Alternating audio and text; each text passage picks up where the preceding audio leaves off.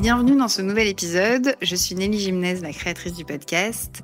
Et c'est avec plaisir que je vous présente cet épisode un peu spécial puisqu'il s'agit de la seconde table ronde que nous avons organisée avec Comet et avec Morning également cette fois-ci qui nous a accueillis dans un magnifique espace. Les deux partenaires de l'épisode se présenteront au début, comme ça vous pourrez en savoir plus sur leurs activités. Cet épisode, il a été enregistré en live avec un public. Du coup, vous aurez le plaisir d'entendre des rires et des partages et des questions également à la fin. Nos invités sont 3 femmes avec 3 visions différentes sur le sujet qui nous importe aujourd'hui, qui est l'impact des lois sur les entreprises et l'évolution de la culture des entreprises pour justement arriver à cette parité. C'est un plaisir de vous partager cette seconde table ronde. Nous en organiserons une 3e en avril. Si vous voulez en savoir plus, vous pouvez vous inscrire sur la newsletter ou nous suivre sur les comptes LinkedIn. Exceptionnellement, je n'ai pas mis d'extrait en introduction de l'épisode parce qu'il y en avait tellement qui me plaisaient que je ne savais pas lequel choisir. Je vous invite donc à nous partager ceux qui vous ont le plus marqué. Je vous souhaite une très belle écoute.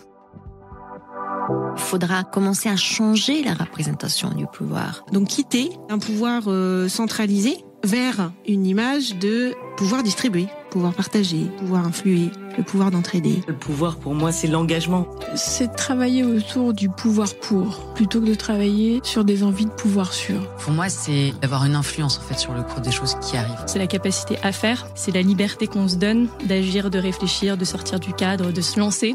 Est-ce que l'objectif parfois c'est de ne pas exercer de pouvoir mais de mettre en lumière ceux des autres ?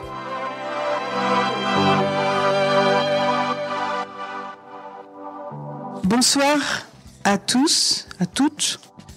Je suis ravie d'être avec vous aujourd'hui. Moi, je m'appelle Anissa, je travaille chez Morning, donc dans ce magnifique espace de travail. Donc, je suis ravie de pouvoir accueillir cet événement ce soir.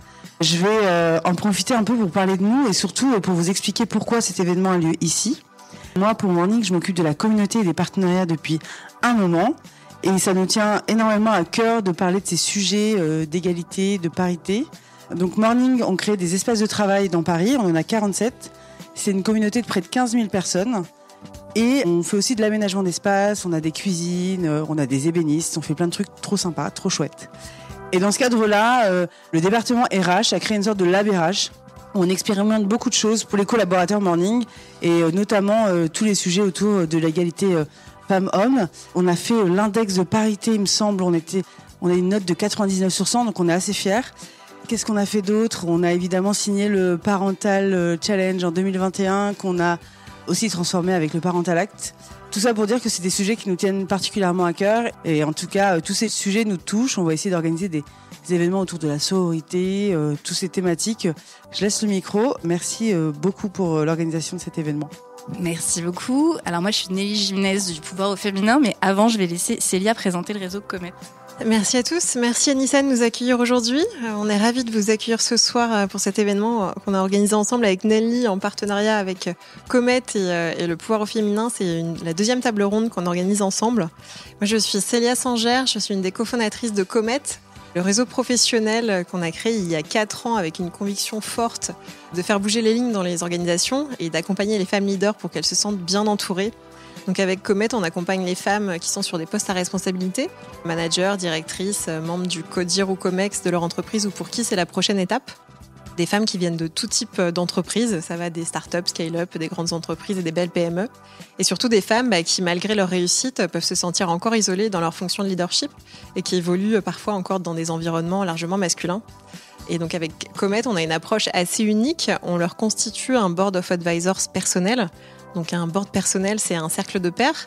On réunit des femmes qui ont le même niveau de responsabilité, mais dans des entreprises différentes, et qui vont pouvoir se retrouver une fois par mois avec leur executive coach, partager des bonnes pratiques, s'entraider, se challenger les unes les autres, se soutenir et s'inspirer mutuellement. Parce que quand on a les bonnes personnes autour de soi, ça fait toute la différence pour continuer à avancer dans sa carrière. Et ce soir, je suis ravie de pouvoir vous parler d'un de nos programmes de développement du leadership. On a créé des boards of advisors spécifiques pour accompagner les femmes qui s'inscrivent dans les plans de succession des entreprises. Pour accompagner au mieux, c'est un véritable accélérateur de réseau et de carrière pour ces personnes qui se préparent à prendre un poste au CODIR ou au COMEX de leur entreprise et qu'elles se sentent bien entourées et qu'elles puissent être pleinement à leur place le moment venu. Voilà, dans un contexte un peu morose d'égalité homme-femme outre-Atlantique, on a la chance, nous, en France, d'avoir des lois qui favorisent plus de parité dans les instances de direction. Et on est tous, en fait, acteurs et responsables pour agir pour plus d'égalité. Et donc ce soir, on a le plaisir d'accueillir ce panel exceptionnel avec des personnes engagées et inspirantes qui vont vous partager leurs perspectives et leurs visions. Donc merci à elles, merci à vous et merci à vous toutes et toutes d'être présents ce soir. Merci beaucoup. Alors bonjour à toutes et à tous, donc moi je suis Nelly Gimnez, la créatrice du podcast Le Pouvoir Féminin, où j'interviewe des femmes directrices pour avoir leur vision du pouvoir.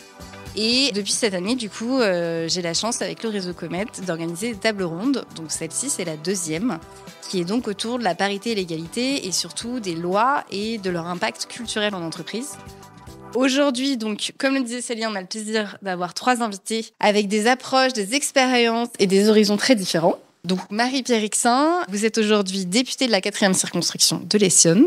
Vous êtes à l'origine de la loi qui porte votre nom, grâce à laquelle nous pouvons entrevoir l'arrivée de la parité en CODIR, COMEX et plus largement cadre dirigeant, à partir de 2026 à hauteur de 30% et 2029, 40%. Pour les entreprises depuis 1000 salariés ayant un siège en France, je tiens à le préciser quand même. Et ce qu'on va voir avec vous, du coup, c'est d'où vient cette loi, pourquoi est-ce qu'elle a été mise en place, quelle est l'impulsion, quels sont les freins aujourd'hui, et puis comment est-ce qu'on va plus loin, comment est-ce qu'on va de la parité à l'égalité ensuite. Merci beaucoup.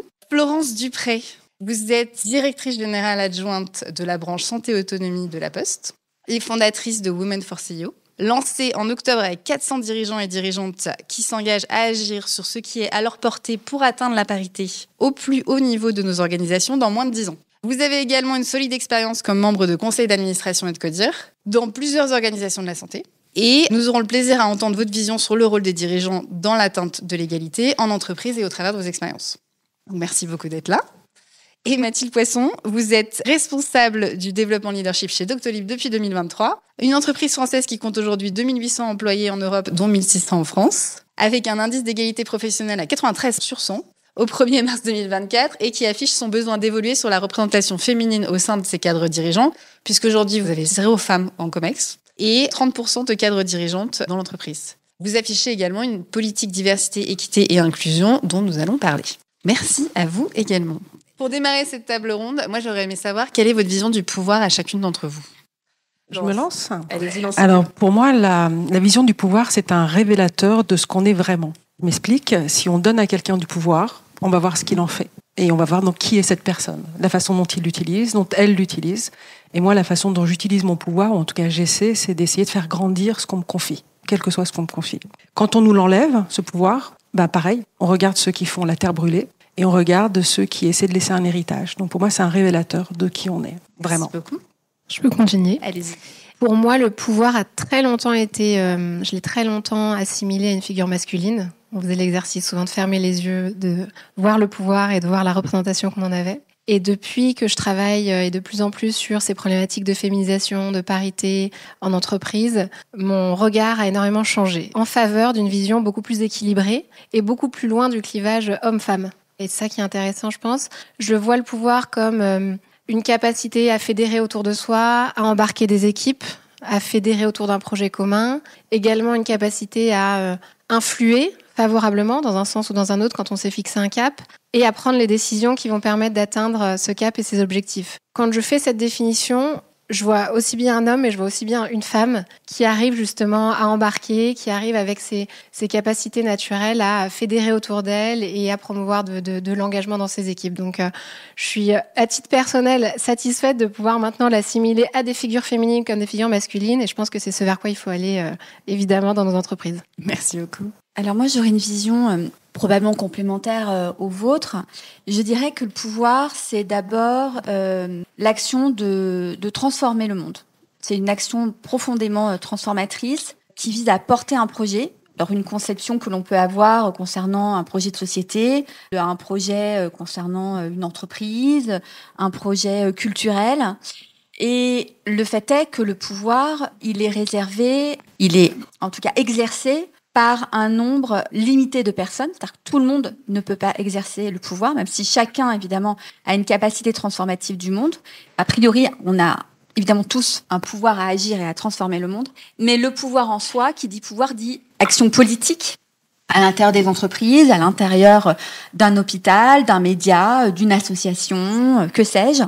Et c'est cela, je crois aussi, qu'il faut porter notamment dans des moments comme ceux que nous avons ce soir, pour montrer que qui dit pouvoir dit politique, et que ce mot-là ne doit pas faire peur aux femmes qui, jusqu'alors, ont été très longtemps tenues et éloignées de toute action politique et donc de toute action à pouvoir agir et à transformer le monde. Les hommes se sont accaparés le pouvoir de transformer le monde, de pouvoir le modifier, parce que qui va aussi avec le pouvoir, en tout cas longtemps, il y a eu également les attraits du pouvoir qui ont séduit également ces cercles réduits d'individus qui étaient des hommes et qui donc ont voulu se le réserver pour eux-mêmes. Donc je crois qu'aujourd'hui, on a une vision du pouvoir qui est beaucoup plus heureusement démocratique au sens premier du terme. Et en cela, c'est un pouvoir qui est évidemment accessible au plus grand nombre. Enfin, moi-même, j'ai pas eu une carrière politique comme on pouvait l'avoir il y a encore 10 ans ou 15 ans. Et donc, ça veut dire qu'aujourd'hui, vous allez avoir, par exemple, à l'Assemblée nationale, des femmes, des hommes qui, jusqu'à présent, n'exerçaient pas de pouvoir politique au sens propre du terme et qui se sont lancés dans une carrière. Mais vous pouvez aussi avoir, dans les entreprises, des cercles de pouvoir qui s'élargissent. Vous pouvez l'avoir également dans des lieux, encore une fois, culturels, associatifs, que sais-je. Et c'est cela qu'il faut, je crois, vraiment, qui me semble le plus important à dire, qui est de dire que le pouvoir, il est accessible à toutes et à tous, à partir du moment où on souhaite agir et transformer le monde, et donc, conquérir le pouvoir. Il ne suffit pas de l'exercer, il faut savoir le conquérir, le pouvoir. Merci beaucoup. Dans la continuité que ça, pour le conquérir, du coup, il y a des lois qui ont été passées. Il y en a une d'abord qui a été Copé-Zimmermann en 2011, qui a porté ses fruits, puisqu'aujourd'hui, on a 46% de femmes, je crois, au conseil d'administration, que ce soit dans le CAC 40 ou le SBF 120. On aurait pu croire que cette loi allait donner des petits, entre guillemets, et donc il y aurait plus de femmes naturellement dans les COMEX et CODIR, puisque c'était quand même une des ambitions. Le fait est qu'en 2021, année du vote de la loi Rixain, on n'était qu'à 18% de femmes dans les comités de direction. Donc moi, ce que j'aurais aimé savoir, déjà j'imagine que c'est pour ça que cette loi a été passée, et surtout, comment elle a été pensée, amenée, et quels ont été les freins aussi que vous avez rencontrés quand vous avez porté cette loi? Alors, je peux répondre en plus de 5 minutes. Alors, je vais essayer d'être assez succincte, mais malgré tout, parce qu'il y a plusieurs quand même questions dans votre question. Oui. D'abord, le pourquoi du texte. Le pourquoi du texte, en effet, vous indiquez le fait que nous avons évalué la loi Copé-Zimmermann en 2020 et à l'approche des 10 ans de la loi Copé-Zimmermann, et que le fait est que cette loi a fonctionné.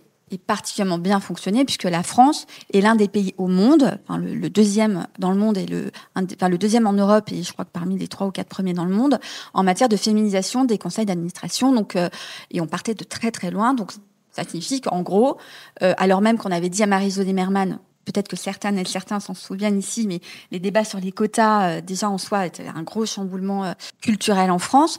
Mais en plus, on avait dit à Marie-Jo Zimmermann, mais 40% de femmes, mais on va jamais les trouver, 40% de femmes.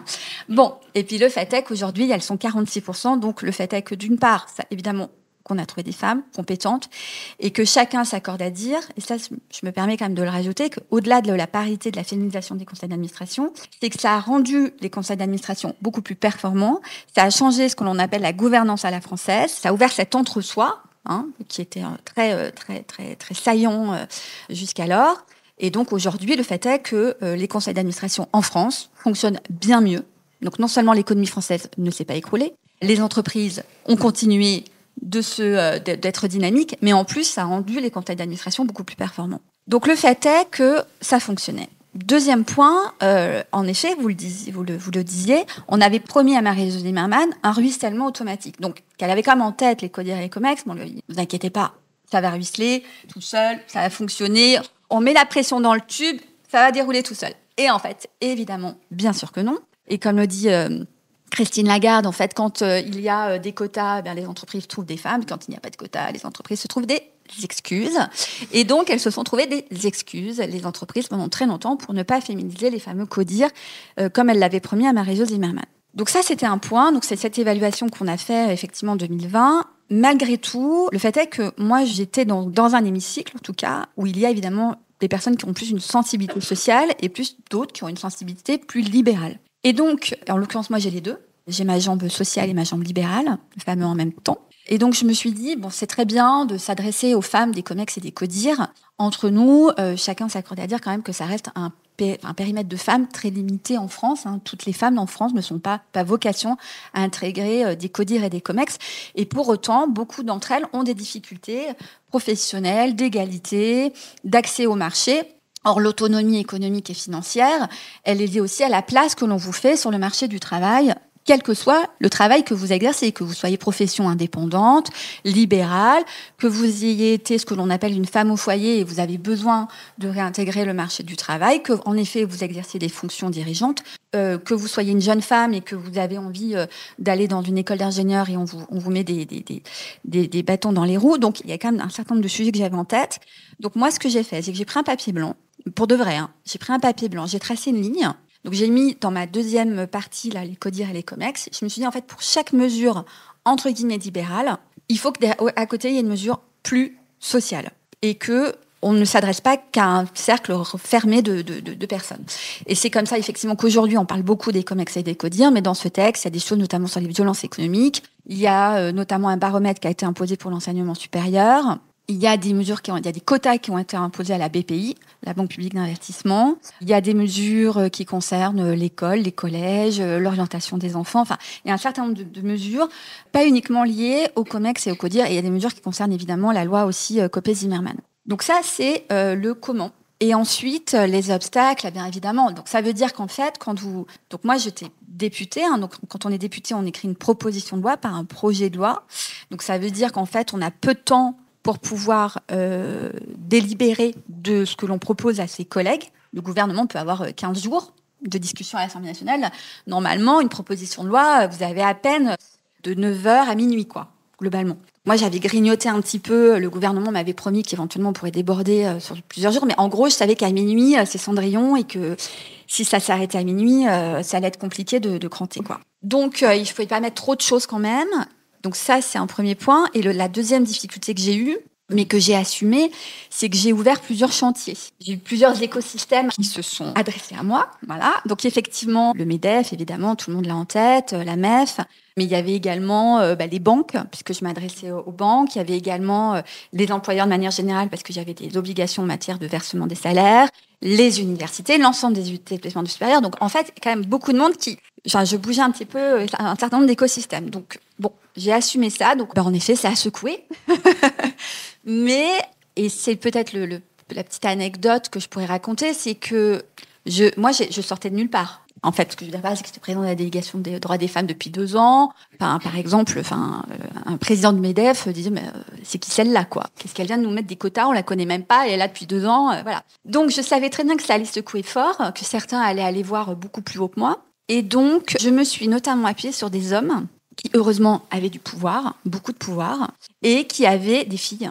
Et qui avaient des filles, vous voyez, début ado, 20 ans, quand ça secoue un peu à la maison, quoi. Et je savais que ça secouait un peu à la maison. Et du coup, je suis allée les voir et je leur ai vendu le texte, selon leurs propres besoins, soit en matière de circonscription, soit leur propre affinité. En l'occurrence, c'était 2 députés qui avaient plutôt une fibre sociale, donc j'ai vendu mes mesures auxquelles je croyais beaucoup, notamment sur les violences économiques. Et ils ont acheté, ils ont topé. Et ce qui fait que quand ça a commencé à secouer fort et qu'on est venu les voir, donc je savais qu'on viendrait les voir, ils ont dit, écoutez, c'est pas avec moi qu'il faut voir, c'est avec elle. C'est elle qui a le pouvoir, en fait. Ils m'ont donné le pouvoir. Et c'est ce qui fait qu'après, j'ai été respectée et qu'on m'a écoutée et qu'on a dit, OK, c'est avec vous qu'il faut dealer, quoi. Donc, voilà. Non, mais ça montre bien quand même que c'est la mixité qui va permettre aussi d'arriver à une certaine égalité. Donc, merci pour le partage. Pour rebondir là-dessus, Florence, moi, j'aimerais savoir un peu les expériences à vous, parce que vous avez été membre de comité de direction avant la loi Rexin. Qu'est-ce qui vous a amené à lancer Women for CEO pour être dans le sillage de la loi, en fait, pour mettre en place cette parité, et en plus à 10 ans, c'est ça?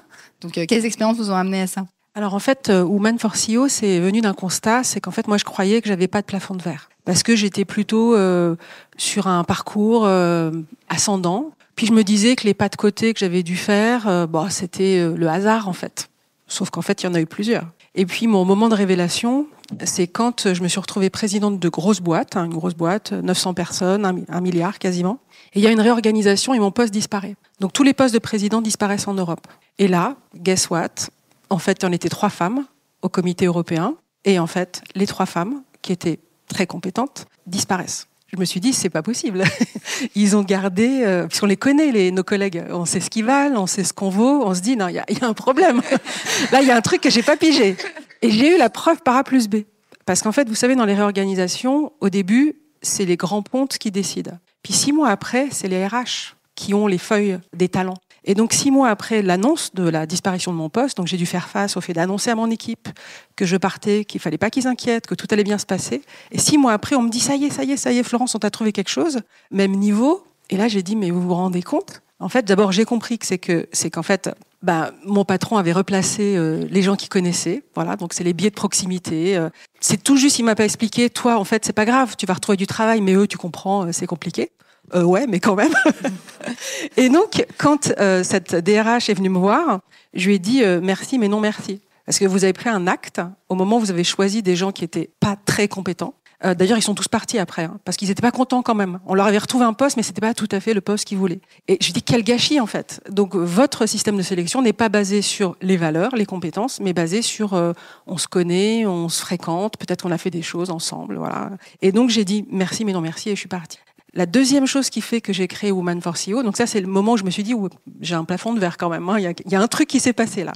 Et c'est général, c'est pas que moi, dans les réorganisations, les femmes disparaissent, on le voit de plus en plus là, en ce moment. La deuxième chose, c'est que j'ai créé un cercle de dirigeantes des industries de santé. Donc on était toutes dirigeantes de boîtes. Et en fait, on s'est tous dit, qu'est-ce qu'on veut faire ? Alors toutes voulaient tendre la main aux femmes qui étaient en dessous, donner à voir. Et après quelques verres, à la fin de la soirée, je pose la question, mais qui veut devenir CEO ? Donc elles étaient toutes à 1 ou 2 postes. On était 15, on a été 2 à lever la main. Toutes les autres nous ont regardé, mais bon sang de bonsoir, pourquoi tu veux être CEO ? Et on aurait été dans un groupe d'hommes, sur 15 personnes, il y aurait forcément eu l'inverse. Voilà. Là-dessus, je me dis, mince, il y a combien de femmes CEO dans le monde ? Je prends les chiffres, 10%. Tout en haut, 10%.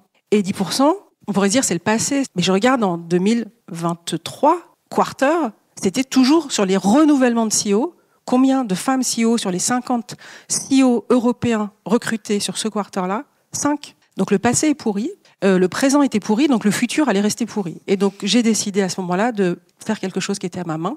C'était de lancer une idée un peu folle, de réunir 400 leaders à parité, hommes-femmes, 400 personnes qui voulaient s'engager à faire en sorte que la parité, ce soit pas pour dans 88 ans, et ça recule tous les ans, mais que ce soit dans moins de 10 ans. Voilà. Et on a lancé Women for CEO comme ça. Merci beaucoup.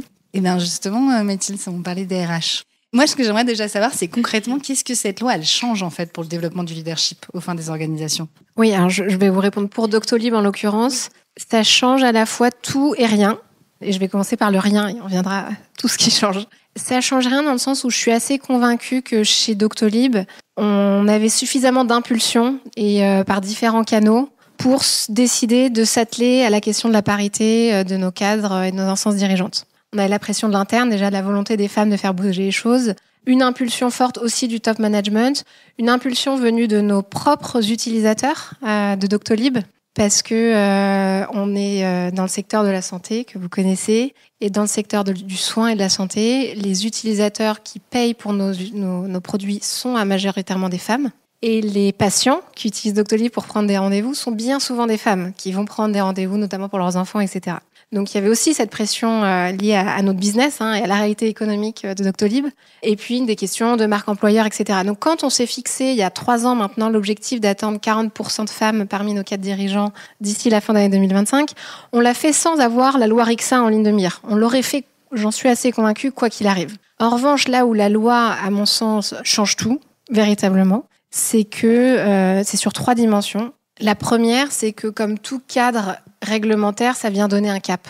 Donc on a une boussole, on sait où on doit aller. On en a d'autres, des contraintes réglementaires. On est dans un environnement qui est extrêmement régulé. Il y a d'autres typologies. Mais celui-ci, le cadre de la loi Rixin, vient nous indiquer où on doit aller et à quelle échéance. Je pourrais citer aussi, on est récemment certifié B Corp, par exemple. Et dans B Corp, c'est un organisme externe d'audit et de certification.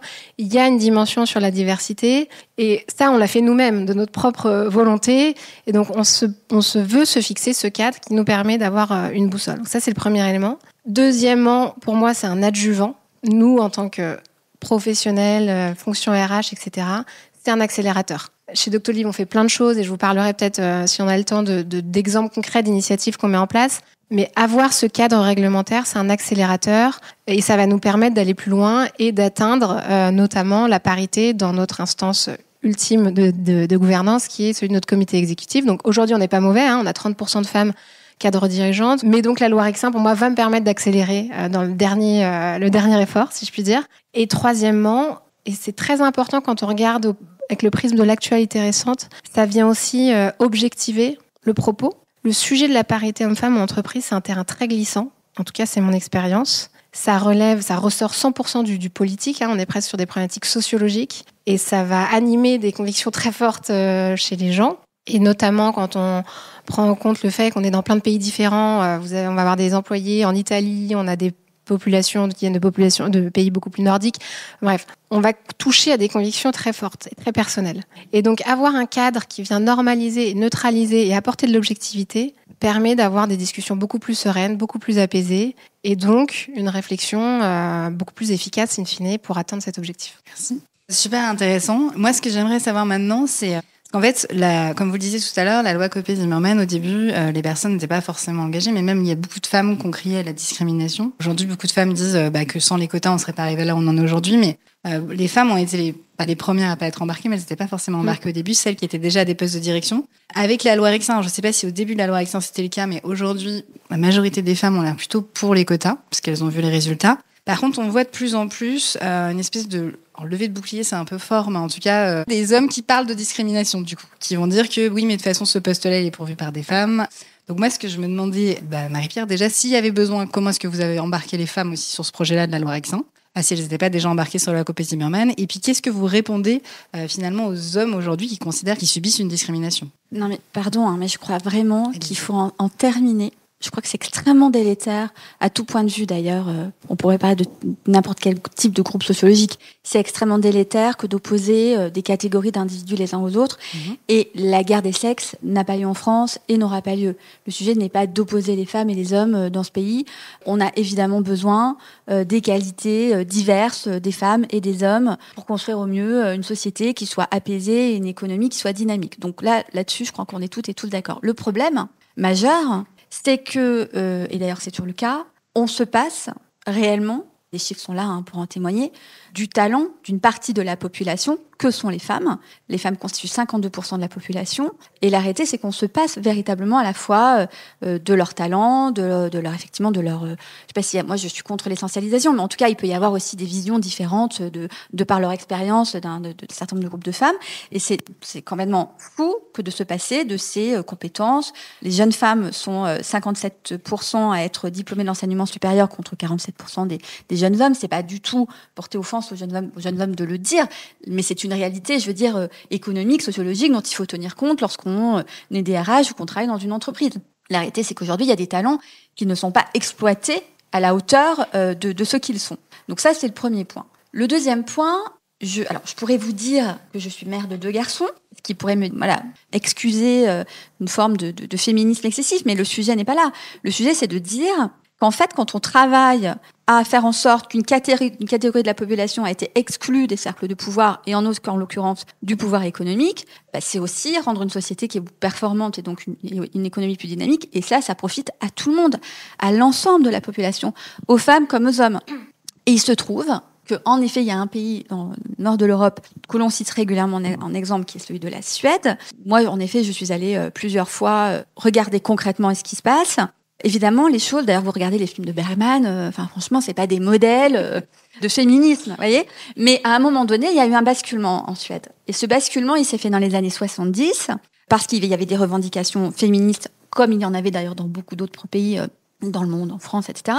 Mais ces revendications féministes ont rencontré des réalités économiques en Suède, qui étaient celles notamment d'un problème démographique majeur, avec des usines qui ne tournaient pas à plein, avec des routes qui ne se construisaient pas, avec une agriculture qui ne permettait pas à la population d'être nourrie, etc. Donc la Suède ne s'en sortait pas. Donc à un moment donné, Olof Palme, Premier ministre, s'est dit regardons concrètement qui est dans les usines, qui est dans l'agriculture, qui construit nos routes. On va aller voir avec nos lunettes. Ah, étrange, ce ne sont que des hommes. Peut-être qu'en effet, il y a un type de population à laquelle on n'avait jamais pensé et qui serait peut-être est capable de construire des routes, d'aller traiter dans des usines, et d'aller semer des implants, enfin que sais-je, et de contribuer à l'économie du pays. Et c'est comme ça que Olof Palme a prononcé pour la première fois un discours à New York où il montre, c'est un discours qui s'appelle Émanciper l'homme, où il montre qu'en fait tous les bénéfices, c'est comme ça qu'il a commencé en fait, pour ne pas faire peur aux hommes, pour montrer les bénéfices en fait pour l'ensemble de la société, et y compris pour les hommes, à intégrer des femmes, à sortir les femmes du foyer. Et il a montré, par exemple, un taux de suicide chez les hommes qui pouvait diminuer. Il a montré un taux de pauvreté chez les enfants qui diminuait. Enfin, un certain nombre de data qu'il a présenté. Et qu'en gros, les hommes n'avaient pas à avoir peur. Émanciper les femmes, leur permettre d'être elles-mêmes, c'était émanciper les hommes et leur permettre aux hommes d'être ceux qu'ils avaient envie d'être. Et aujourd'hui, c'est la même chose dans une société. Est-ce que, au final, tous les hommes ont envie d'être ces pater familias sur lesquels repose l'essentiel de l'économie de la famille? Est-ce que les familles ne vivent pas de manière plus apaisée lorsqu'il y a 2 apporteurs de revenus? Est-ce que les hommes, à un moment donné, n'ont pas envie également de se réaliser dans une activité qu'ils aiment? Parce qu'on demande toujours aux femmes ce qu'elles aiment faire, mais on ne demande jamais finalement aux hommes ce qu'ils aiment faire. Donc au fond, c'est un équilibre à la fois de la société, une dynamique évidemment évidente dans l'économie, et c'est comme ça que la Suède a mis en place 3 initiatives majeures qui ont radicalement changé le pays, qui ont été celui du congé parental, de la déconjugalisation de l'impôt, et le droit à la garde de droit à partir des 2 ans de l'enfant, enfin opposable à partir des 2 ans de l'enfant. Donc ces 3 mesures prises en même temps, la même année, ont radicalement changé la société suédoise, ont permis en effet aux femmes d'aller sur le marché du travail. Du coup, les hommes ont dû également réintégrer les familles. Et ça a créé, au bout d'un moment, évidemment, une société beaucoup plus équilibrée. Encore que tout n'aille pas bien en Suède, il y a quand même beaucoup de data qui ne sont pas non plus au top aujourd'hui. Mais voilà, c'est pour répondre à votre question. Donc aujourd'hui, en effet, clairement, quand on va, moi je rencontre beaucoup d'entreprises, des responsables, y compris d'institutions, qui me disent oh là là, on a une catégorie d'âge qui se trouve où on est embêté. Le sujet n'est pas là. Le sujet est qu'en fait, les opportunités pour les hommes sont toujours là, sauf que le panel de personnes qui peuvent prétendre au poste s'est élargi. Donc, oui, à un moment donné, il faut créer davantage d'équilibre dans les entreprises, mais en aucun cas l'idée étant d'écarter les hommes. Et je dis ça parce que il y a quand même des petits signaux en France, très légers, très légers.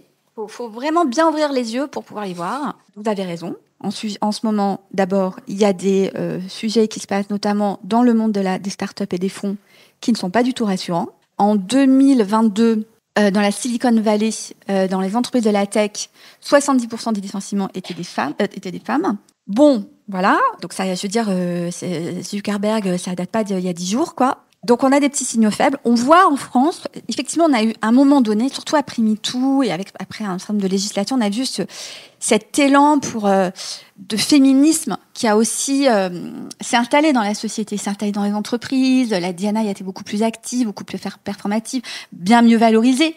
Également, d'un point de vue financier, les investisseurs étaient très attentifs aux data concernant la D&I. La réalité, c'est que, donc, ça veut dire que, par exemple, dans des musées, je donne un exemple, je ne citerai pas le musée en question, où il y a des musées qui ont mis à l'honneur des femmes artistes qui, jusqu'à présent, ne l'étaient pas, ont présenté des œuvres sous un angle, je dirais pas féministe, mais en tout cas mettant à l'honneur la place des femmes également dans les œuvres d'art. Et moi, ce qui m'a marqué, c'est que à la fin de l'année dernière, 2024, il y a un musée que je respecte beaucoup, donc, et je suis certaine que ce musée n'avait pas du tout de mauvaises intentions, a organisé une expo absolument magnifique sur un peintre. Et probablement qu'il y a 10 ans, vous auriez eu le nom du peintre, puis vous auriez eu le 19e siècle, le monde ouvrier, enfin que sais-je. Et là, je ne sais plus quel était le nom de l'expo, mais en gros, c'était les hommes en peinture, ou je ne sais trop quoi. Et je me suis dit, en fait, faisons attention que maintenant, on a eu ce côté, les femmes, qu'on n'ait pas maintenant ce côté, les hommes. Vous voyez, les pauvres hommes, on les a oubliés pendant 5-6 ans. Faisons attention à eux avec ce que ça révèle, en plus, avec ce qui se passe, en effet, de l'autre côté de l'océan Atlantique, où, en effet, on a des discours comme ça, très vengeresses, un peu. Et donc, le sujet n'est pas là. Le sujet, c'est pas de faire un coup et puis un autre. Le backlash, c'est pas comme ça que l'on va s'en sortir. Mais, pour autant, L'idée, c'est pas non plus de revenir sur des dispositions législatives.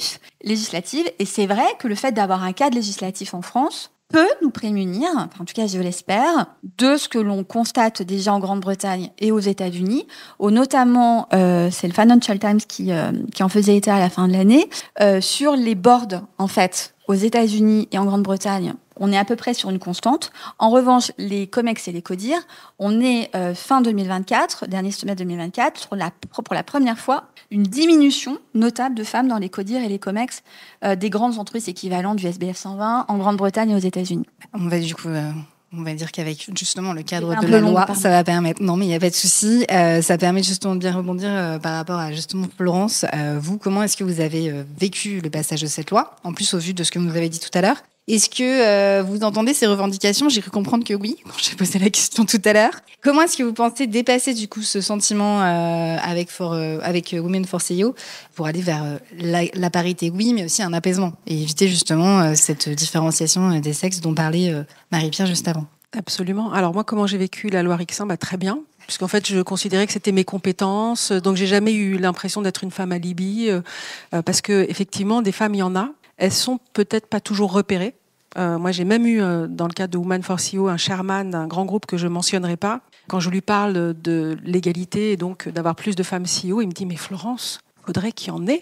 Alors que lui me paraissait être un homme plutôt abordable et plutôt convaincu de la cause. Et il m'a perdu sur la cause. Et là, je lui ai dit « Non, mais il y en a, j'en ai fait partie, j'en vois. Par contre, c'est vrai qu'on ne les met pas, on ne les regarde pas de la même façon. Et quand elles viennent, elles partent souvent aussi. Donc, il y a un problème d'y aller, puis il y a le problème de rester. Mais pour répondre sur les hommes, donc moi, j'animais, vous savez, il y a toujours ces comités d'inclusion, diversité, donc groupe de femmes, comment travailler sur la place des femmes. Et il y avait des hommes qui faisaient partie de ce groupe. Et j'ai eu des hommes vraiment bien, qui m'ont dit, mais comment on va faire, quoi, nous? Et là, je leur ai dit, mais attends, déjà, on remet les choses, comme vous l'avez dit, on est tous des scientifiques, là, j'étais dans une boîte scientifique, donc de matériel médical, on remet les chiffres, voilà. Donc, c'est vrai que on va peut-être passer de 90 chances sur 100 à 50 chances sur 100. C'est pas dramatique, mais on vivrait dans un monde où les femmes, elles passeraient de 10% de chance à peut-être 50%, donc une chance sur 2. Et moi, j'ai mis en place quelque chose de très très pratique, de très très concret. C'est que le problème, c'est quand vous commencez à dire « Ah, ce poste-là, c'est pour une femme ». Là, on est morte. Et vis-à-vis des hommes, et vis-à-vis de nous-mêmes, parce qu'on se met en compétition entre nous. Alors qu'il faudrait, vous l'avez dit tout à l'heure, de la sororité. Et donc, on s'est dit avec mon DRH, moi j'avais 17 patrons de business. Sur 17 patrons de business, donc c'est les postes de pouvoir, patrons de business, ceux qui décident, 3 femmes. Et bien on s'est dit systématiquement à chaque changement, on va faire juste une chose très très simple. On va dire, on a à l'entrée du recrutement 50-50. Donc on prend 2 femmes, 2 hommes. Et on les cherche, et on les trouve. Et si on les trouve pas en interne, on va les chercher en externe. Et ben, je suis restée suffisamment longtemps pour voir le résultat. 5 changements sur ces postes à pouvoir, sur mon temps en tant que présidente. Premier poste, c'était une femme. Deuxième poste, c'était un homme. Troisième poste, une femme. La suite, un homme. Et la 5e, c'était une femme. Donc en fait, 50-50 à l'entrée, finalement, on arrive à 50-50 à la sortie. Voilà. Et comme ça, c'était ma petite remarque, les hommes ne se demanderont plus s'ils sont nommés parce qu'ils sont compétents ou s'ils sont nommés parce que ce sont des hommes. Voilà. Donc c'était la petite remarque. Alors comment on fait dans Women for CEO pour réconcilier ça? Parce que je vous l'ai dit, c'est un mouvement où quand je vais commencer à réfléchir, avoir un certain nombre d'entretiens, je me suis dit, voilà, faut que les femmes travaillent sur elles parce que ce plafond de verre, c'est pas nous qui nous le mettons, hein. C'est la société qui nous le met. Hein. C'est un plafond de verre social. Il n'empêche que, comme toute minorité, moi je suis aussi lesbienne, donc je fais partie aussi de la minorité lesbienne, on intègre des choses. L'homophobie, on l'intègre quand on est homo. Le sexisme, le patriarcat, on l'intègre quand on est une femme. Donc les femmes, c'est normal, elles ont intégré ça, et donc elles ont un chemin à faire. Donc ça, c'est le premier travail.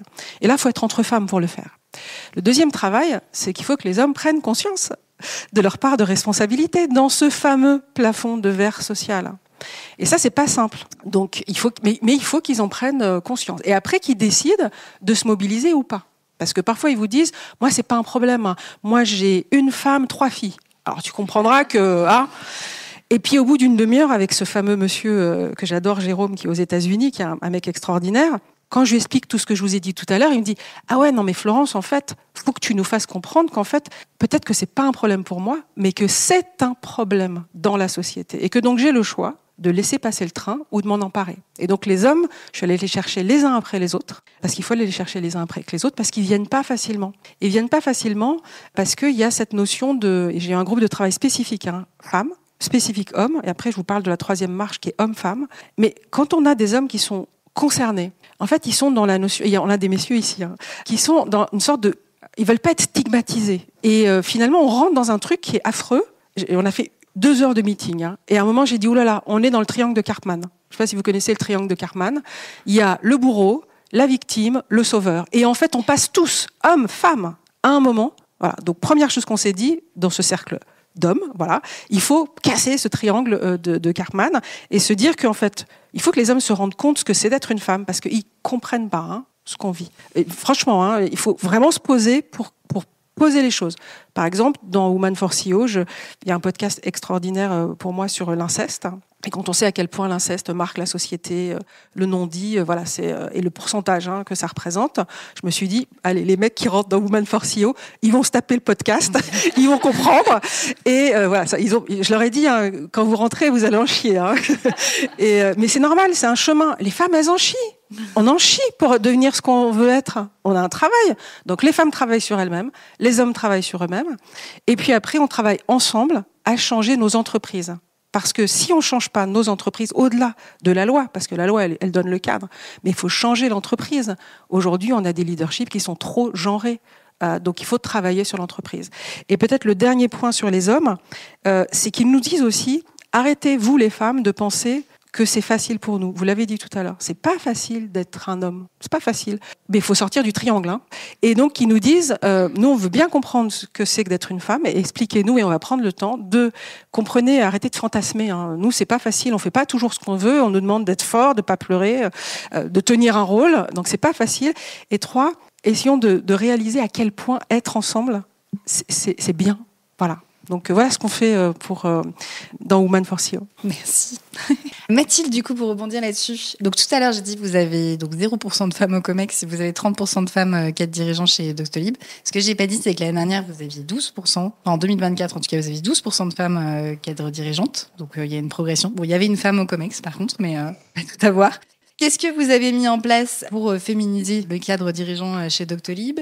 Et c'est quoi les freins que vous avez rencontrés aussi également? Oui, tout à fait. Donc effectivement, avant de parler des initiatives nombreuses qu'on a mises en place, un petit mot sur les freins, et plus que les freins, en fait, sur les écueils pour moi à éviter. Et ça revient exactement à ce que vous avez souligné, c'est de prendre le sujet dans le mauvais sens et d'aller s'attaquer à la problématique de la parité avant d'avoir traité structurellement à l'échelle de l'entreprise et d'avoir assuré des fondations assez solides qui s'appliqueraient à tous, toutes fonctions confondues, toutes hommes, femmes, etc. Je pense que ça, c'est primordial et c'est l'étape la plus difficile et qui est la plus longue. Et concrètement, chez nous, ça prend quelle forme? Je dirais qu'il y a 2 aspects. On a fait ce travail chez Doctolib depuis, on est une jeune entreprise, on a une dizaine d'années, de s'assurer d'avoir un socle de compétences. Alors chez nous, ça s'appelle un playbook, des règles du jeu. En gros, c'est nos règles du jeu dans l'entreprise. C'est 8 valeurs qu'on va retrouver à chacune des étapes de la vie d'un employé. On va recruter nos collaborateurs sur la base de ces critères. On va promouvoir des hommes, des femmes sur la base de ces critères, faire des évaluations annuelles, etc. Et donc, on a ce socle de base qui est très ancré, c'est une grande chance, qui est très incarné par nos dirigeants, que tout le monde connaît par cœur. C'est vraiment répéter, mais ça marche. Et ça nous permet d'avoir ce socle qui est commun à tous et ce langage commun. On a ça. D'autre part, on a une stratégie RH qui est assez ambitieuse d'investissement dans nos employés. Et encore une fois, on investit dans tous nos employés, dans toutes les fonctions, en lien avec la stratégie qu'on s'est fixée. Je fais une petite parenthèse et c'est important de le noter. On n'est pas encore rentable chez Doctolib, on n'est pas profitable. Donc on gagne de l'argent, mais cet argent, on le réinvestit. Et donc c'est un parti pris assez audacieux de se dire, même si on n'est pas rentable, même si on est une entreprise assez jeune, on veut investir dans nos employés et s'assurer d'avoir ces fondations qui sont solides et qui s'adressent à tous. Et une fois qu'on a fait ça, alors là, on va être crédible ensuite à s'attaquer à d'autres typologies de catégories. Et les femmes en sont une, mais il y en a d'autres, effectivement, comme vous le soulignez. Et là, on va pouvoir avoir quelque chose qui va être efficace et qu'on va pouvoir, et sur lequel on va pouvoir avancer. Et donc, je viens à la question de concrètement, chez Doctolib, qu'est-ce qu'on a mis en place pour faire avancer la parité, parce que les chiffres vont dans le bon sens. Et moi, je suis très optimiste à l'échelle de notre entreprise. Il y a 3 grandes dimensions. La première, c'est le recrutement. Quand on est une entreprise en forte croissance, on recrute énormément. Et donc, s'assurer que nos recruteurs soient formés, soient le moins biaisés possible, avoir des viviers, comme vous le soulignez, Florence, des viviers de candidats qui soient mixtes, et savoir les repérer, parce qu'il y a des femmes, évidemment. Et donc, ça suppose d'investir, d'avoir des équipes qui soient formées, etc. Donc ça, c'est le recrutement, et c'est hyper important, parce que c'est un levier très fort pour nous pour féminiser. Ensuite, il y a l'accompagnement et le développement. Une fois qu'on a des femmes et des hommes en interne, comment on s'assure qu'ils soient accompagnés et qu'ils aient envie de rester? Alors là, sur l'accompagnement des femmes en particulier, on fait beaucoup de choses. Et on a de la chance d'avoir cette énergie et ces budgets aussi, parce que c'est de l'argent dans des environnements macroéconomiques qui sont pas toujours très favorables. On le souligne. On va faire du coaching, donc on va avoir. Vous prenez une directrice commerciale chez Doctolib, va pouvoir pendant 6 mois avoir un coach individuel, quelqu'un certifié, externe, professionnel, qui va pouvoir l'accompagner sur une problématique, donc du coaching. Évidemment, on peut pas l'offrir à tout le monde, donc on va s'efforcer ensuite de faire quelque chose d'un peu plus collectif, donc on va faire des groupes de travail, on va réunir des femmes qui vont pouvoir travailler sur des problématiques qui leur tiennent à cœur, qu'elles ont choisies, bien souvent des problématiques de posture, de négociation, d'expression orale, etc. Et un 3e exemple que moi j'aime beaucoup, c'est le mentoring. Donc le principe, c'est de constituer des binômes internes avec une personne expérimentée, plus expérimentée. On s'est posé la question de savoir si on prenait que des mentors femmes ou si on prenait des hommes, et on a fait le parti de la mixité, et je pense que c'était le bon choix. Et donc un mentor qui va accompagner pendant une durée X ou Y une plus jeune femme. Et ça, c'est très bien, déjà parce que pour des entreprises, il y a peut-être des RH dans la salle qui n'ont pas nécessairement les budgets, c'est faisable en interne, à moindre coût. Et ça répond à un besoin très fort des femmes, sur lesquels les femmes ne sont pas toujours très promptes à se développer, de créer du réseau en interne, de s'identifier des relais, etc. Et c'est comme ça qu'on va grandir dans l'entreprise, qu'on va petit à petit avoir du pouvoir d'influence, du pouvoir de faire bouger les choses, etc. Donc recrutement, accompagnement, parentalité, évidemment, on est une entreprise jeune, la moyenne d'âge c'est autour de 30 ans, c'est la moyenne d'âge du premier enfant aussi en France. Donc on est assez pionnier, on est assez pour le coup assez bon sur les programmes de parentalité. Je vous donne une mesure parmi les 5 grosses mesures, c'est 1 mois de congé maternité en plus qu'on offre aux femmes. Mais si je suis très honnête, on n'est pas super bon pour garantir un retour de congé maternité. Parce qu'on a une forte croissance, et c'est ce que vous soulignez, Florence. Qu'est-ce qui se passe? Vous partez pendant 4-6 mois, vous revenez, il y a eu 12 nouveaux projets qui ont été lancés, un pays qui a été ouvert, une équipe qui a été formée, et vous savez plus où vous habitez. Donc on n'est pas très bon, c'est identifié, c'est un des axes sur lesquels on travaille. Mais mine de rien, on met bout à bout le recrutement, l'accompagnement des femmes et cette problématique de parentalité, et c'est ça qui fait bouger les choses.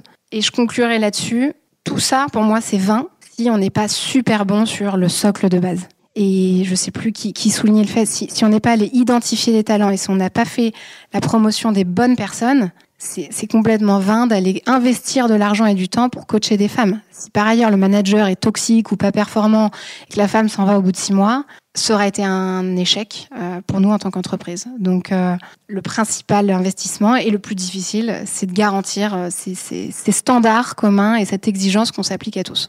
On voit qu'il y a plein de choses qui sont mises en place. Merci pour tous ces partages. La dernière chose vers laquelle je voulais aller, c'est que donc on voit que la parité quand même commence à se mettre en place, parce qu'il y a un cadre, parce qu'il y a des choses qui sont mises en place dans l'entreprise, parce qu'il y a aussi une demande des employés, vous l'avez souligné tout à l'heure. Mais il y a encore des stratagèmes aujourd'hui qui sont employés aussi pour arriver à cette parité. On voit notamment l'élargissement, par exemple, des CODIR pour avoir plus de place et donc rajouter des femmes, et du coup le pourcentage devient plus élevé. Le fait aussi que les femmes finalement nommées en CODIR Comex sont pas sur des postes qu'on appelle tremplins, qui sont DGA, DAF, etc., qui sont encore occupés par 80% par des hommes. On voit aussi encore la notion, comme vous voulez dire, vous n'avez pas les leadership toxiques, mais en tout cas les codes virils un peu du leadership, qui est de prendre la place, le rapport à l'autorité, etc. Et donc moi, ce que j'aimerais savoir maintenant, et c'est la même question que je vous poserai à toutes les 3, qui est finalement, quelle est la prochaine étape? Comment on va de la parité à l'égalité en termes de valorisation et de considération? Alors l'égalité, il y a quand même beaucoup de... On va pas se mentir, hein, il y a beaucoup de travail. Et je crois que si on se fixe comme objectif l'égalité entre les femmes et les hommes, ça veut dire s'attaquer à 2000 ans de construction sociale. Et donc, on va vous dire, on fait ce qu'on peut, quoi. Alors moi, ça, j'y crois pas trop. Ce que je pense, c'est qu'en fait, faut partir du principe, il faut quand même le rappeler dans la société dans laquelle on est, que les femmes et les hommes sont égaux en droit, par définition. Donc en fait, l'égalité, mais en droit, elle est acquise. Enfin, acquise sur le principe, dans la Constitution. Maintenant, il reste pour arriver très concrètement à une égalité entre les femmes et les hommes, un certain nombre de terres inconnues, hein, clairement. On sait que quelque part ça existe, mais c'est quand même beaucoup dans le brouillard.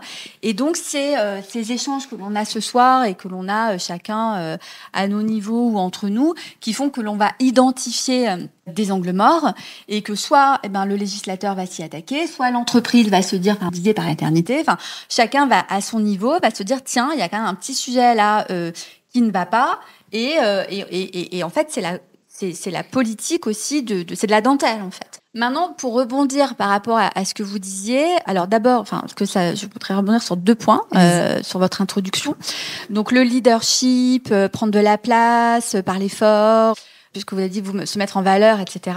Bah oui, mais en fait il faut. On a le droit de pas aimer ça. On a le droit de pas avoir envie d'aller réseauter. On a le droit de ne pas avoir envie d'être visible à certains postes. On a le droit tout ça. Tout le monde a tous les droits, je veux dire. En revanche, ce qu'il faut, c'est que ce ne soit pas mal vu. En fait, tout le problème dans cette histoire, c'est que vous avez totalement raison sur le fait en disant que c'est la société évidemment qui obstacle aux femmes. C'est que, en fait, on n'accepte pas l'indocilité de la part des femmes. Et il se trouve que vouloir être la première sur la photo, être celle qui va prendre la parole en réunion ou qui va dire qu'en fait il y a un problème, etc., c'est souvent mettre le pied dans le plat, en gros. Et ça, on l'accepte beaucoup plus de la part d'un homme. Ce sera plutôt bien, en effet, on en revient sur les stéréotypes de genre, mais c'est beaucoup plus accepté, alors qu'en fait, beaucoup de ces aspects dont vous parlez liés au leadership, qui sont intrinsèques au leadership. On va pas non plus, on peut revenir sur la transformation du leadership, mais il y a quand même des aspects qui sont propres à l'exercice du pouvoir et qui sont identifiés comme étant une preuve d'indocilité à des archétypes sociaux de la part des femmes, en fait. Et donc, c'est ça sur lequel il faut qu'on revienne. Probablement qu'il faut transformer le leadership, certainement, probablement, parce que sinon le monde irait beaucoup mieux. Mais, en l'occurrence, il y a quand même des aspects. C'est-à-dire que, par exemple, si vous voulez être député, non, mais vous rigolez, hein, mais je pourrais vous faire rire si vous voulez. Mais à un moment donné, il faut mettre la tête sur la fiche. C'est-à-dire que c'est un peu compliqué de mettre la tête de votre chat, quoi. C'est possible, il y en a qui l'ont fait, mais à un moment donné, ça peut ne pas totalement passer, vous voyez.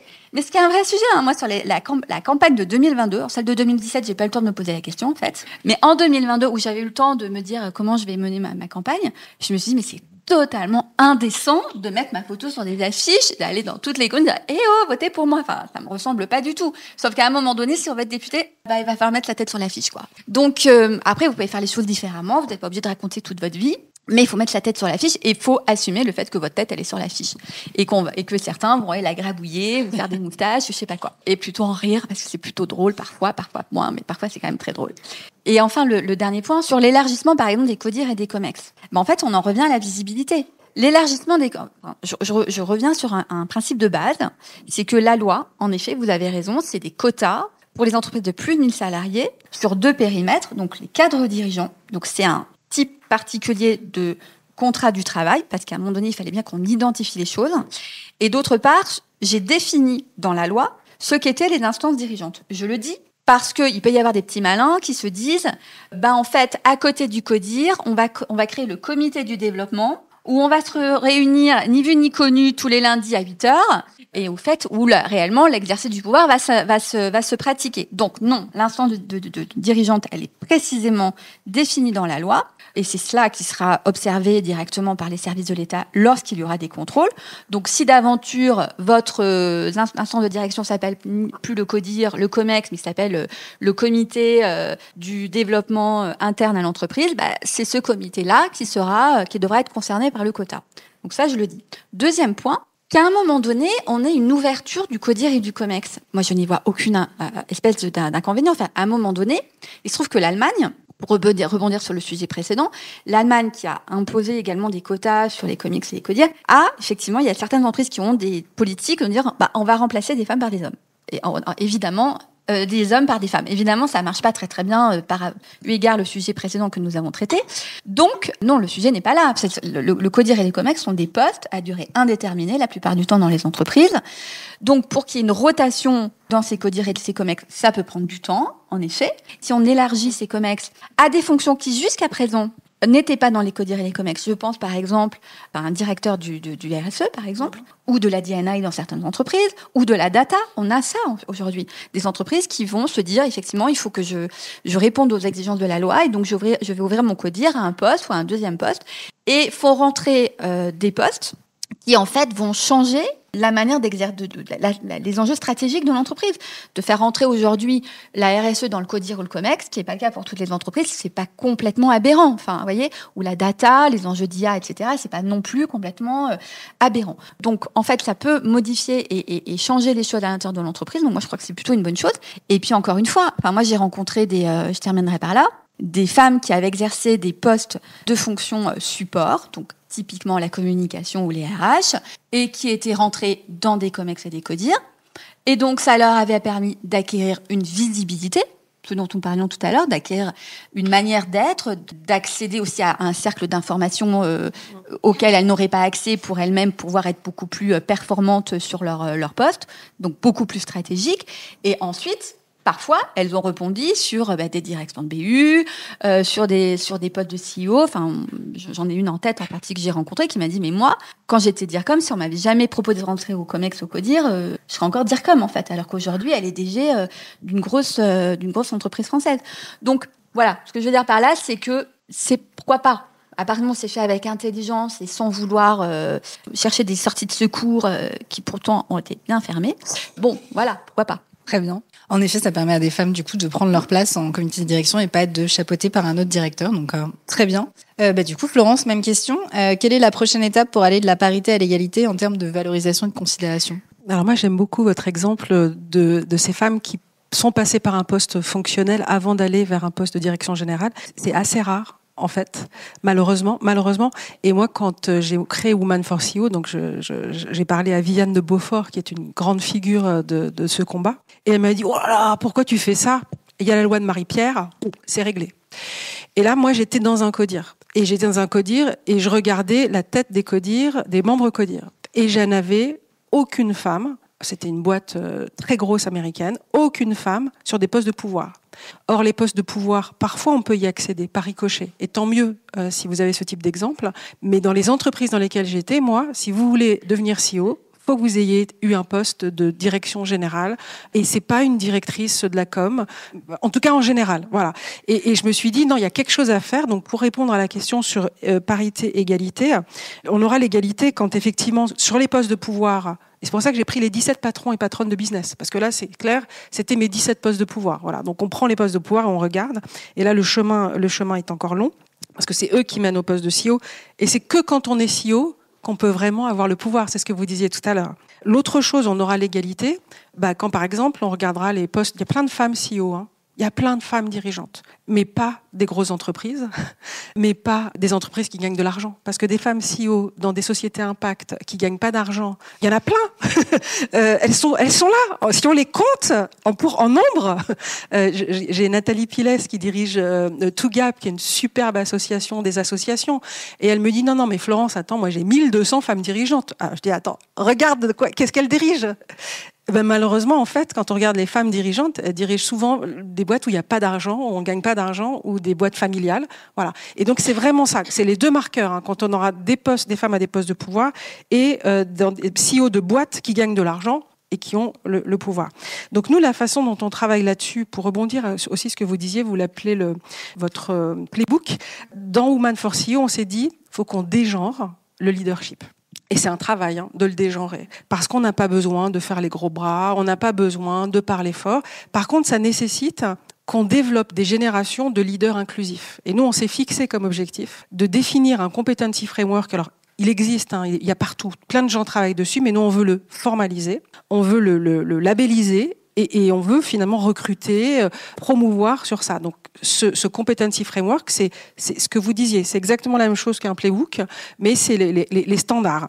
Et la façon dont on veut faire ça, c'est que si on se dit que si, en fait, demain, on a des leaders inclusifs qui progressent, et ben en fait, si c'est un homme qui est recruté CEO, tant mieux, parce que ce sera un homme inclusif. Si c'est une femme, tant mieux. Donc on dégenre. Et donc, on remet à égalité hommes-femmes dans les deux sens, si on s'attache à créer des leaders inclusifs. Et on fait ça de 3 façons. On a une roadmap, donc on est dans le do. Vous savez, il y a les think tanks. Donc, on est dans le think, on a une roadmap. On est dans le do, on fait des choses, on a des plans d'action. Et surtout, on rajoute, ce qui n'est pas très joli, le think, do, grow, parce qu'on ne changera que si chacun de nous change. Et surtout que nos dirigeants changent et qu'ils progressent, puisque c'est dans le grandir soi-même qu'on fait les choses de la meilleure façon possible. Complètement d'accord, super intéressant. Et ça va me permettre de donner la parole à Mathilde qui voulait parler de biais de genre en plus, je crois. Sur cette question-là, sur quelle est la prochaine étape du coup pour aller de la parité à l'égalité en termes de valorisation et de considération ? Oui, je vais effectivement rebondir sur cette question de dégenrer le leadership. Pour répondre tout d'abord à la question, nous, on a une approche très humble, on y va étape par étape. Doctolib est tout à fait représentatif, en fait, on n'est pas un cas isolé de ce qu'est la société, notamment les boîtes tech en France. Donc, je tiens à le souligner. Donc, on n'est pas encore à la parité, on l'a dit. On est très content, et moi, j'en profite pour vous remercier, Madame Rixien, d'avoir ce cap et cette boussole, et d'avoir aussi une loi qui a pris en compte et en considération le temps de l'entreprise. Et les contraintes, encore une fois, économiques qui pèsent sur nos épaules. Je vous donne un exemple très concret. Nous, dans notre ambition chez Doctolib pour cette année, on doit produire des nouveaux produits pour aider les professionnels de santé qui utilisent nos fonctions à intégrer de l'intelligence artificielle. Ils nous demandent, ils sont très demandeurs de ça. Donc on veut répondre à leurs besoins. Et pour ça, il nous faut des data scientists en France qui aient au moins 10-15 ans d'expérience. La réalité, si vous cherchez sur LinkedIn un Data Scientist Director, 10-15 ans d'expérience en France, avec un vernis santé, et si possible bilingue, et voir qu'il parle anglais et français, il y a, je crois, 82% d'hommes. Et le reste de femmes candidates, elles vont être sursollicitées, parce que en plus, elles sont chassées par tout le monde. Elles vont elles-mêmes avoir le syndrome de l'imposteur. Elles vont attendre de cocher 100% des cases, on connaît ces stats. Elles vont attendre de cocher 100% des cases de la fiche de poste pour postuler, et on va voir l'inverse de ces problèmes pour les hommes. Donc, si je fais cette parenthèse, c'est pour dire qu'il y a cette réalité de l'économie qu'il faut prendre en compte, et ce temps long qui va nous permettre d'y arriver. J'en suis assez convaincue, et on va y aller étape par étape. Et on y arrivera, je pense, effectivement, en adressant le sujet via un leadership, comme vous le disiez, Florence, inclusif. Nous, c'est très parlant chez nous. Encore une fois, on est en entreprise où il y a un tiers de nos effectifs qui sont des ingénieurs, donc des développeurs. Je ne vais pas faire des clichés, mais quand même, ce sont des profils qui sont plutôt généralement introvertis.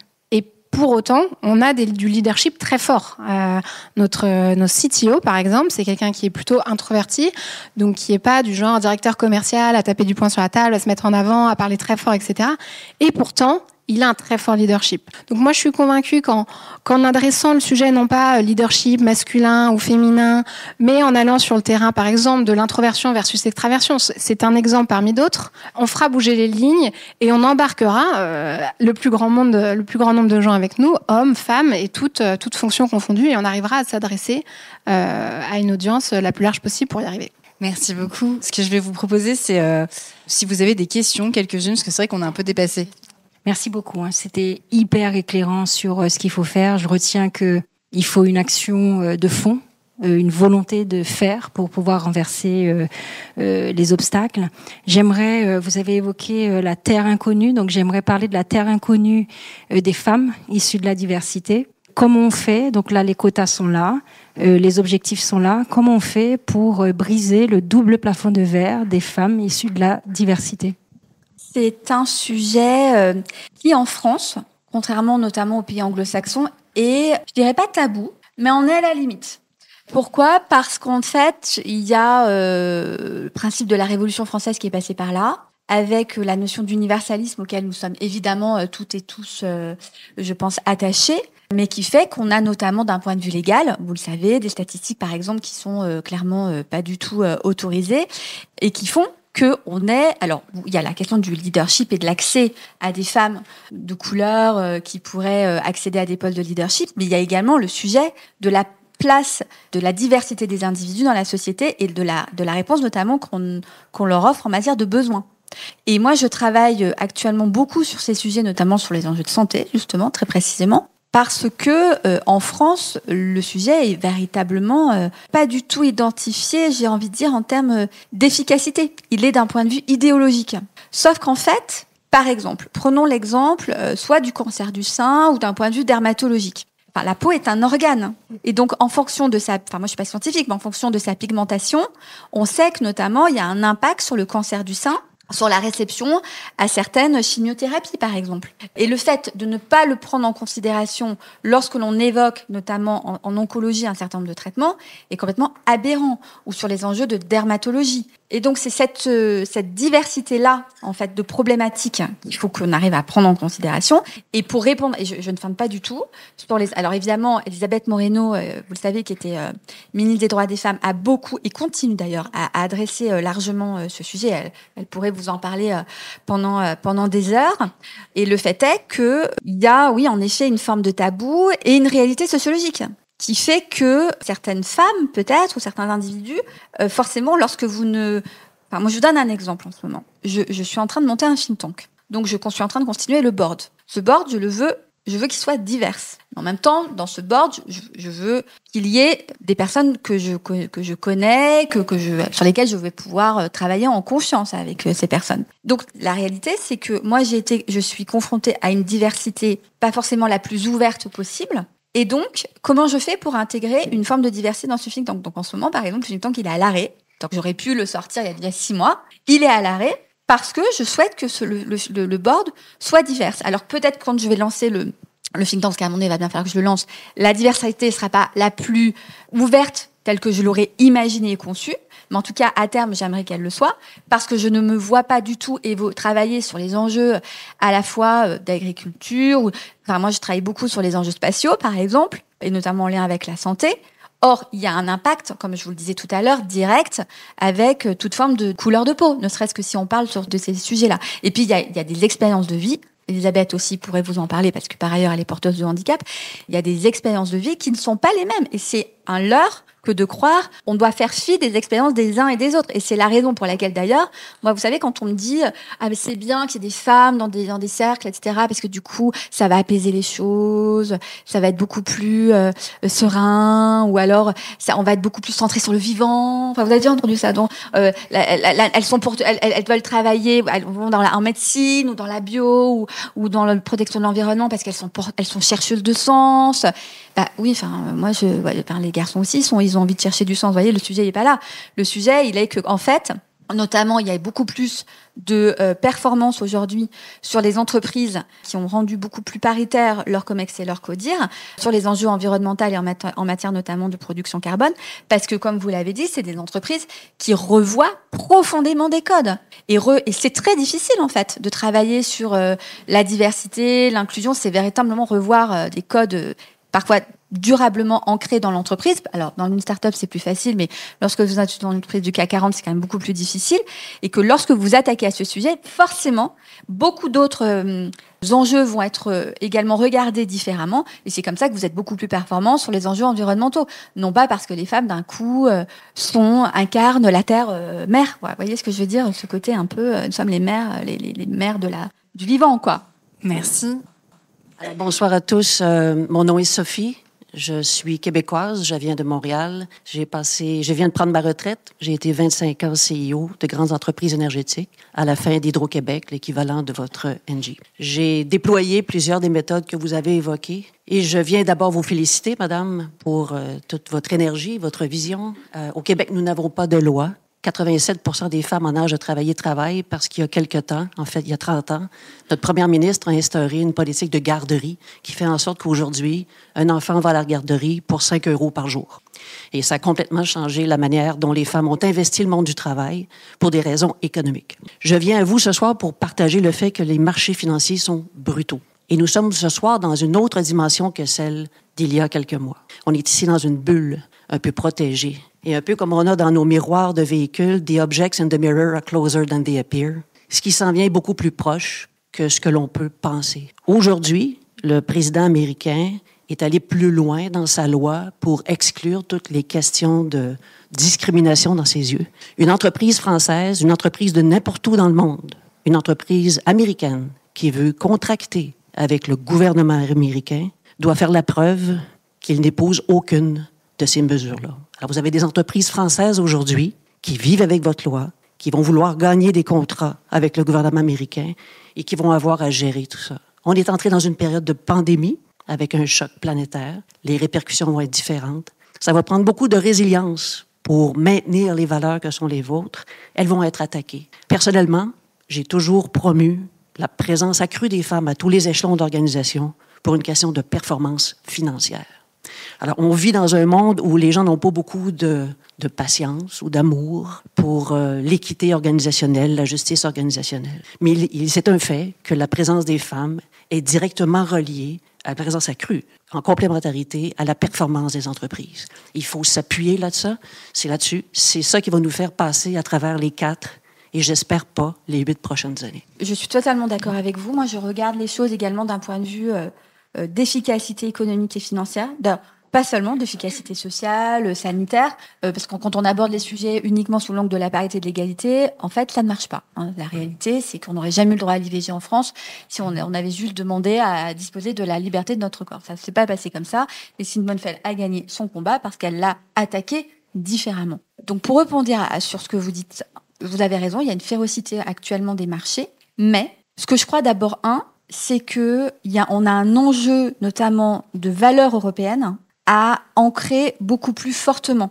Et on peut aussi, à l'échelle européenne, proposer un modèle, évidemment, qui ne pourra pas contrecarrer la puissance des États-Unis et de l'Amérique du Nord, mais en tout cas, il peut y avoir aussi des contre-valeurs qui soient construites à l'échelle européenne. On doit, par exemple, transposer d'ici l'année prochaine la loi sur les transparences des salaires. Il y a des dispositions, on a eu la directive sur les boards, etc. On peut aussi proposer un contre-modèle européen. Maintenant, la réalité, c'est que la démocratie, ça n'est pas un modèle qui est à la mode aujourd'hui, d'un point de vue politique. Et que, y compris à l'échelle européenne, les enjeux démocratiques sont remis également en question. Donc, j'ai envie de dire, on peut avoir l'espoir d'un devenir européen, mais encore faudrait-il qu'on arrive... et on voit bien à quel point certaines démocraties en Europe aujourd'hui sont mises à mal. Malgré tout, et j'en reviens aux entreprises, on peut se dire aussi qu'il y a des entreprises, et notamment peut-être des jeunes entreprises, qui regardent le moyen terme, je ne vais même pas dire le long terme, mais en tout cas le moyen terme. Et que peut-être, je pose la question, je pose la question, c'est une question totalement ouverte, que effectivement, si on est sur une vision strictement à court terme, peut-être que certaines entreprises vont devoir mettre sous le tapis certaines politiques de D&I, mais est-ce qu'à moyen terme, voire à long terme, c'est ce qui sera le plus payant pour eux, au-delà des enjeux d'investissement? Vous expliquiez tout à l'heure les enjeux notamment sur les métiers scientifiques. On voit notamment que dans certaines économies émergentes, non pas pour des raisons éthiques et idéologiques, mais ils remettent les filles au cœur, au centre du pouvoir, pas du pouvoir, mais du jeu, parce qu'en fait, d'un point de vue économique, ils n'ont pas d'autre choix. Ils sont sur des économies de transition et que pour pouvoir avoir des économies qui soient pleinement opérationnelles, notamment sur les enjeux de tech, on a des économies aujourd'hui qui n'ont pas du tout la même manière d'intégrer les femmes dans ces cercles de domaines tech, scientifiques, etc. Et en fait, les entreprises qui seront les plus résilientes, ce seront celles d'abord qui mettront les filles aussi à parité, notamment sur les enjeux de pouvoir, mais également au centre du jeu de leurs entreprises. Or, dans nos pays, comme nous sommes dans des pays, en tout cas où il y a une base démocratique, les filles... Il suffit pas de leur dire tu viens travailler dans mon entreprise ou tu vas travailler, toi on te demande d'aller faire tes études dans telle fac. On est dans une dimension beaucoup plus horizontale. Certaines veulent la mettre à mal, mais en tout cas elle est toujours là. Et donc les filles, il faut juste aller les convaincre. Il faut aller les convaincre ou leur montrer qu'en fait il y a une réalité pour elles, qu'elles seront bien accueillies, qu'elles auront toute leur place et qu'il y a un devenir économique pour elles. Donc j'ai envie de dire oui. Là, en ce moment, on le voit bien. Encore une fois, ce que je vous disais, c'est que même en France, on voit qu'il y a franchement, en ce moment, les temps sont durs pour certaines femmes. Mais en même temps, à nous vraiment collectivement, alors à travers Women for CEO, enfin il y a beaucoup de cercles de discussions qui le démontrent. À nous de démontrer en fait la pertinence économique et opérationnelle de ne pas laisser les filles et les femmes sur le bord du chemin, et d'un point de vue très scientifique et d'un point de vue économique. Voilà. Mais oui, les temps deviennent ombragés et tempétueux. Voilà. Est-ce que l'une de vous voulait rebondir? Parce que j'ai vu que vous étiez assez d'accord avec le retour. Je vois que Mathilde voulait rebondir. Très aligné avec le propos qui a été souligné. Il y a effectivement un enjeu de performance. Pour moi, on y arrivera si on passe ce creux de vague qui est très clairement identifié. Et si on est très solide sur le fait qu'on sait pourquoi, encore une fois, on veut promouvoir des femmes, en fait. C'est pas juste pour avoir de la parité, pour faire joli et pour que l'index qu'on publie sur nos sites soit pertinent. C'est parce qu'on est convaincu, dans notre secteur d'activité, quel qu'il soit, santé ou autre, que une mixité et une parité dans nos employés va nous permettre d'être performants. Et effectivement, les temps sont durs parce qu'il y a cette actualité aux États-Unis et parce qu'on est dans une période de rétrécissement macroéconomique.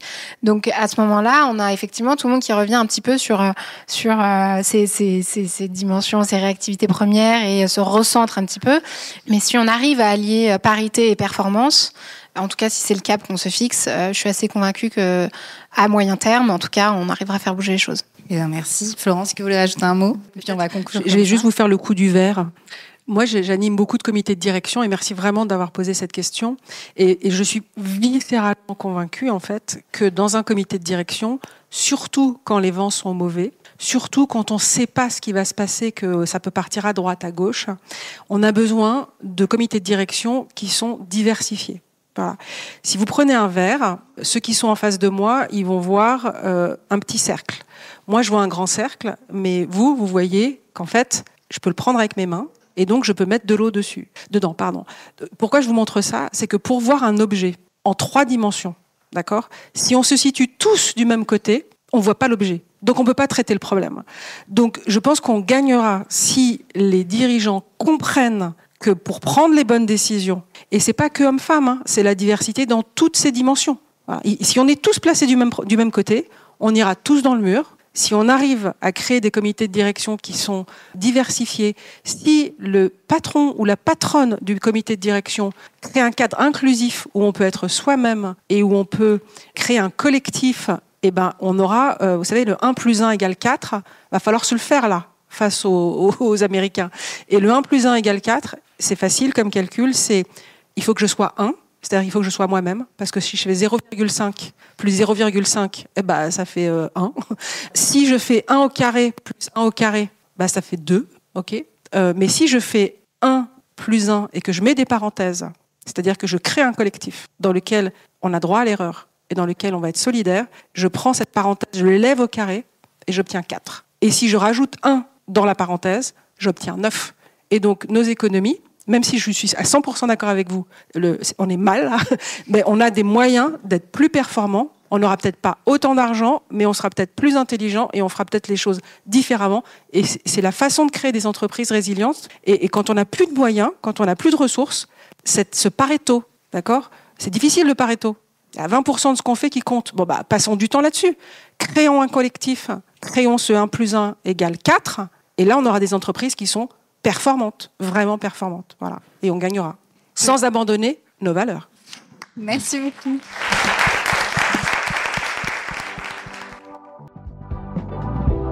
J'espère que cette seconde table ronde vous a plu. Pensez à liker sur les réseaux et les plateformes et à nous partager les extraits qui vous ont le plus parlé. Si vous voulez nous rejoindre pour la prochaine, vous pouvez nous suivre sur les réseaux ou vous abonner à la newsletter.